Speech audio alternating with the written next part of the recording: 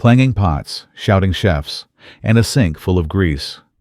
Anna's world at Rêve is chaos. But tonight, a cracked plate and a daring act of rebellion will spark a mystery that could change everything. The kitchen at Rêve is a war zone. Pots clang like cymbals, knives chop in a frenzied rhythm, and the air hums with the hiss of steam and the sharp bark of orders. I'm Anna Morales, tucked in the grimy back corner, elbow deep in a sink full of suds and grease. My hands are raw, my feet scream with every step, and my back's been aching since noon. It's past midnight now, and the last guest left hours ago, but the work never stops. Dishes pile up, smeared with the remnants of $50 entrees, mocking me with their half-eaten opulence. I'm not a chef anymore. I'm a dishwasher, the lowest rung on this glittering ladder. But sometimes, in the quiet spaces between the clatter, I remember who I used to be. Back in Oaxaca, I had a little place, nothing fancy, just a kitchen, where the air smelled of cumin and roasted chiles. People came for my food, for the way I could turn simple ingredients into something that made them smile. That Anna feels like a ghost, now lost in a blur of bad luck and border crossings. Here in New York, I'm invisible. Just another pair of hands scrubbing someone else's masterpiece. My work visa's a fragile thread, and one wrong move could snap it. Deportation's a shadow that follows me everywhere. I'm rinsing a plate when I hear Chef Vincent Russo's voice cut through the noise. "Get that sauce right, you idiot. It's boring flat like your brain." He's yelling at Miguel, one of the line cooks, who mutters an apology and hunches over his station. Vincent's the king of Rêve, a Michelin-starred shrine to excess in the heart of Manhattan. He's got the charm of a movie star and the temper of a dictator. Everyone's terrified of him, including me. I keep my head down, but Vincent's words stir something, a memory of my own kitchen, where I'd experiment with flavors. No fear, just joy. The thought hits me like a spark. I glance at the scraps around me, a smear of truffle sauce, a sliver of seared fish, a handful of wilting cilantro destined for the trash. My hands move before my brain catches up. I grab a cracked plate from the pile, one that'd normally go straight to the bin. I swirl the sauce in a delicate arc flake, the fish into a small mound, and scatter the cilantro like confetti. It's not a dish, not really, just a whisper of what I used to do. But it's mine. I stare at it, heart pounding, then shove it back into the pile. No one'll notice. No one cares about a dishwasher's daydreams. "Hey Anna, you okay?" Ellie Grant's voice pulls me back.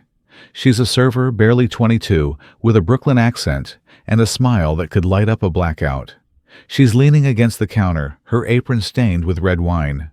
"You look like you just saw a ghost." "I'm fine," I mumble, scrubbing harder. "Just tired." Ellie doesn't buy it. She's got this way of seeing through people, like she's writing a story in her head. "You're always tired, girl. When's the last time you did something for you?" "Not this place. Not Vincent's ego, you." I shrug. "No time for that." She rolls her eyes. "You gotta make time. Life's too short to just survive, you know." She grabs a tray of glasses and heads back to the dining room, leaving me with her words. Ellie's dreaming of being a food writer, always scribbling notes about the dishes here. She doesn't know about my past, not yet. I haven't told anyone. Miguel sidles up his apron, smudged with grease. "Anna, don't listen to Ellie. Keep your head down. You don't want Vincent's attention. Trust me." Miguel's like me, another immigrant, always one step from trouble. He's kind but cautious, worn down by years of playing it safe. I nod, but something's shifting inside me. That plate, that stupid little plate, felt like a rebellion. A tiny piece of the old Anna clawing her way back. The next night, Rêve's packed. The dining room's a sea of crystal and candlelight, Manhattan's elite sipping $100 wine. In the kitchen, it's controlled chaos. Vincent's barking orders, his face red as a lobster. Plating now, table 12's waiting. I'm at my sink, drowning in dishes when I do it again. Another cracked plate, another scrap of food, a spoonful of saffron sauce, a few shrimp, a pinch of parsley. I work fast, my hands remembering moves I thought I'd forgotten. It's sloppy, but it's alive. I hide it in the pile, my secret act of defiance. I don't know how it happens. Maybe a line cook grabs the wrong plate. Maybe Ellie's quicker than I think. But somehow, my little creation ends up in the dining room. I don't realize it until the next day, when Ellie bursts into the kitchen, waving her phone. "Anna, you see this Jonathan Pierce reviewed us." The Jonathan Pierce. My stomach drops. Pierce is a legend, a food critic whose words can make or break a restaurant. His reviews in the New York Times are gospel in this city. Ellie's reading aloud, her voice bubbling with excitement. An unexpected gem at Rêve, a dish of raw, soulful ingenuity. Simple ingredients transformed by a daring hand. A spark of genius in an otherwise predictable menu. The kitchen goes quiet. Vincent strides in his usual swagger, dialed up to 11. "Well, team, looks like we've impressed the great Pierce. Keep it up." But his eyes are nervous, darting around like he's waiting for someone to confess. He didn't make that dish. No one did. Except me. Miguel pulls me aside later, his voice low. "Anna, you hear about the review? Be careful." Vincent's asking questions. He's not happy. I didn't do anything I say too quick. Miguel gives me a look, but doesn't push. I'm shaking, torn between fear and something new pride. Someone out there tasted my food and loved it. For 1 second, I wasn't invisible. The review changes everything. Vincent's obsessed with finding the genius behind the dish, but he's also claiming credit in public, spinning it as his vision. The staff's on edgeline, cooks snapping at each other. Everyone's scared of his wrath. I should stop, I know I should. But I can't. The next week, I make another plate, leftover duck, a drizzle of fig reduction, a sprig of thyme. I'm careful, but Ellie's watching. She winks at me, and I know she's the one sending it out. Another review hits, this time on Pierce's blog. Rêve's mystery chef strikes again. A whisper of brilliance in a sea of excess. Vincent's unraveling. He storms into the kitchen, slamming a pan on the counter. "Who's doing this, huh? Someone's playing games? And I'll find you." His eyes land on me for a second, but he dismisses me. I'm just the dishwasher after all.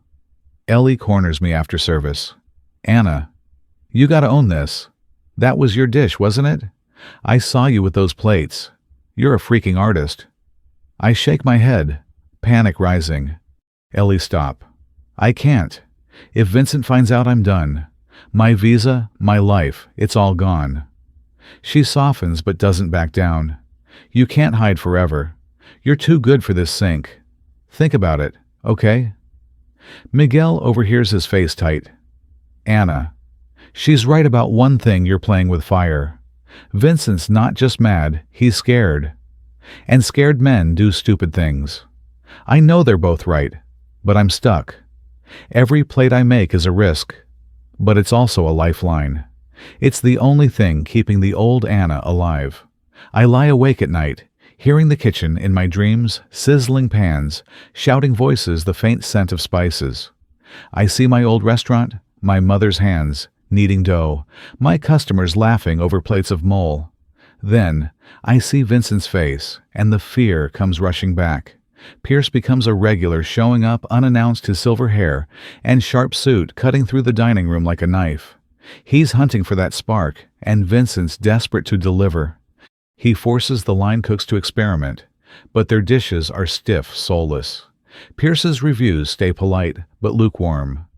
The tension's a living thing, now coiling around us all. One night, I'm at my sink when Ellie slips me a note. "Table 5. Pierce, do it." I freeze. She's daring me to send another plate right under Vincent's nose. My hands shake as I grab a chipped plate, my mind racing.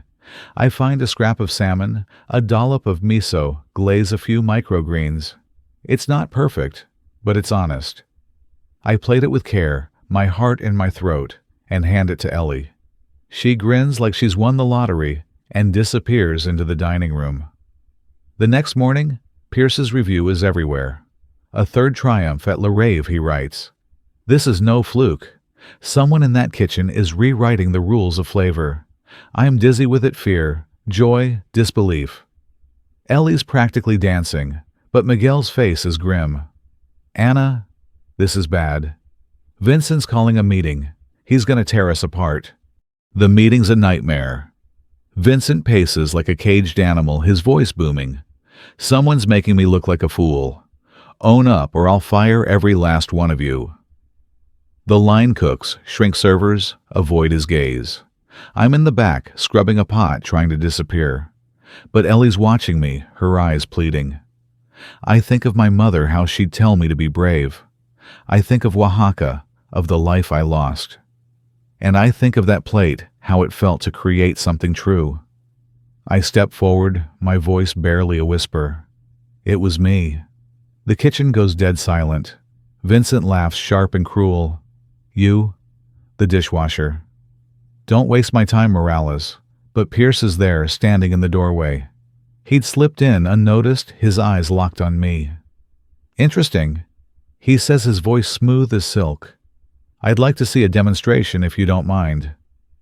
Vincent's face twists, but he can't say no. Not to Pierce. He jerks his head toward the stove. Fine, prove it, dishwasher. Screw this up, and you're out. The kitchen's a blur of faces. Ellie's hopeful, Miguel's worried, Vincent's furious. I walk to the station, my hands steady despite the fear. I grab what's there, a piece of cod, some lemon zest, a splash of white wine, a handful of dill. The sounds take over, sizzling fish, bubbling sauce, the soft chop of herbs. I plate it simply, no frills, just heart. I slide it to Pierce, my breath caught in my chest. He takes a bite, then another. The room's so quiet I can hear my own pulse. Finally, he sets down his fork and looks at me. This, he says, is a masterpiece, not of technique, but of soul. Who are you, Ms. Morales? I tell him, my voice stronger now. I was a chef back in Mexico. I lost everything. But I never stopped loving this. Vincent cuts in, his voice oily. Anna's a find, isn't she? One of my team trained under my guidance. Pierce raises a hand, silencing him. Don't insult me, Russo. I know a lie when I taste one. He turns to me, his eyes kind but sharp. Ms. Morales. I run a small place in Brooklyn. Nothing like this circus. We cook real food for real people. You'd fit there. What do you say? I glance at Vincent, his face a storm of rage and fear. I look at Ellie, nodding like she's cheering me on. And I think of Miguel, who deserves better too. I nod. I'd like that, Mr. Pierce. The kitchen erupts, whispers, gasps, Vincent sputtered protests. But I'm already walking away. My apron still damp, my heart lighter than it's been in years. Months later, I'm in Brooklyn at Pierce's restaurant La Mesa. It's small, cozy, with mismatched tables and a menu that changes daily. The kitchen smells of roasted peppers and fresh bread, not ego. I'm not the head chef, not yet, but I'm cooking again. My dishes, tamales, with a New York twist, ceviche, bright with local citrus, are drawing a crowd. Ellie stops by, her notebook full of scribbles. I'm writing about you, she says, grinning. The dishwasher, who took down Rêve. I laugh, plating a dish for a table of regulars. It's not about taking anyone down, I say. It's about building something up. For me, for all of us. The diners are laughing, clinking glasses, their voices warm in the small room. I step back, watching them eat my food, and I feel it, the old Anna, the new Anna, finally home. This is my story, I think, as I wipe my hands on my apron. My food, my heart, my America.